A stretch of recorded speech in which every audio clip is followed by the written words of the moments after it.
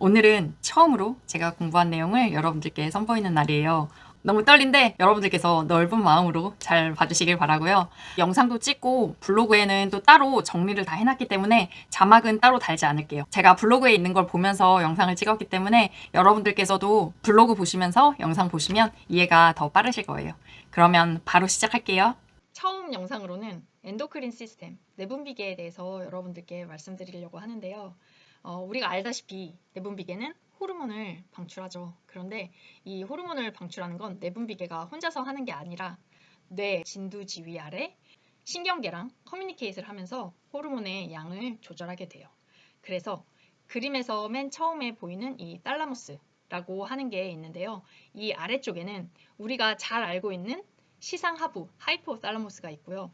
여기에서부터 이제 내분비선의 일이 시작되는 거예요. 그래서 하이포탈라무스라고 하는 이 시상하부는 우리 몸의 전체적인 조화를 보는 곳이고요. 강의하시는 선생님께서 오케스트라에 있는 지휘자다라고 비교를 해주시더라고요. 지휘자처럼 내가 스스로 연주를 하지는 않지만 이 전체적인 몸의 조화를 살피는 게 시상하부에서 하는 일이고요. 그리고 그 아래 보시면 뇌의 가장 아래 부분에 있는 뇌하수체가 있어요. 그런데 우리가 알다시피 뇌하수체는 전엽, 후엽 이렇게 나눠져 있죠. 그리고 이 전엽과 후엽에서는 타겟 올간을 자극하는 호르몬을 분비하고 있어요. 그 다음 타겟 올간을 보면 이 목에 있는 갑상선, 타이로이드가 있는데 이건 나비 모양처럼 이렇게 생겨 있죠. 그래서 우리 트라키오 앞에 자리 잡고 있고 갑상선 안에는 요 동그랗게 쬐끄맣게 보이는 부갑상선이 묻혀 있어요. 그래서 만약에 갑상선에 문제가 있어서 절제 수술했다, 혹을 떼어냈다 하면 부갑상선에도 같이 영향을 받게 되는 경우가 생기게 돼요. 그리고 그 밑에 보면 우리가 잘 알고 있는 부신인 아드레날 글랜드가 있는데요. 저 뒤에서 자세히 보겠지만 다시 바깥쪽, 안쪽, 피질, 수질 이렇게 나눠져요. 그래서 부신 피질이라고 부르는 곳에는 스테로이드 호르몬이 분비되고요. 부신 수질에서는 교감신경을 흥분시키는 우리가 잘 알고 있는 에피네프린 그리고 노르에피네프린 같은 그런 물질이 분비가 돼요. 그리고 이 부신 밑에는 팬크리아스라고 하는 췌장이 있죠. 췌장은 내분비, 외분비 두 가지 기능을 다 하고 있어요. 그래서 내분비 기능으로는 우리가 잘 알고 있는 인슐린, 글루카곤을 분비하고요. 그 밑에 오바리, 테스티스에서는 생식 호르몬이 분비가 되고 있어요. 전체적인 내분비계 시스템을 보면 이렇게 나눌 수 있고요. 그래서 시험에서는 뇌하수체 전엽, 후엽에서 어떤 일을 하는지 그리고 타겟 올관과 관련된 질환이나 증상을 다 골라라. 내분비 질환에 대한 간호중재를 많이 묻는다고 하시더라고요. 그리고 요새는 간호중재가 많이 나오는 추세라고 해요. 글로 정리를 한번 해보면 엔도크린 시스템은 너브 시스템이랑 커뮤니케이션을 하는 화학적인 시스템이다. 내분비 선은 화학적 물질인 호르몬을 분비하는데 우리 몸의 기능을 조절하고 유지한다. 라고 아시면 되고요. 그러면 아까 췌장에서는 내분비, 외분비 두 가지 기능을 한다고 했는데 내분비와 외분비는 어떻게 다른지에 대해서 한번 보도록 할게요.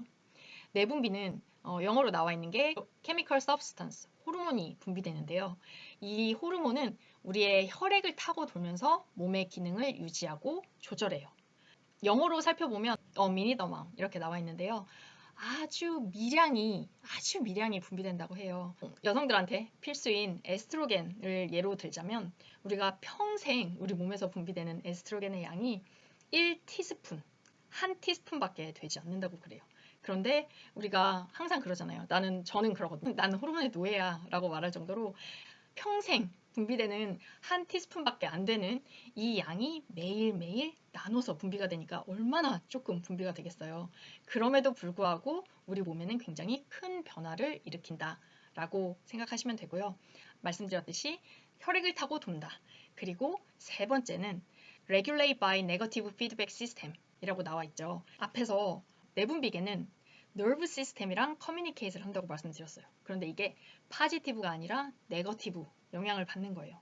그래서 예를 들면 우리 뇌하수체에서 갑상선 자극 호르몬 TSH라고 하는 갑상선 자극 호르몬이 분비되고 타겟 올간인 갑상선에서는 T3, T4가 분비되는데요. 그래서 만약에 T3, T4가 너무 작게 분비가 됐어요.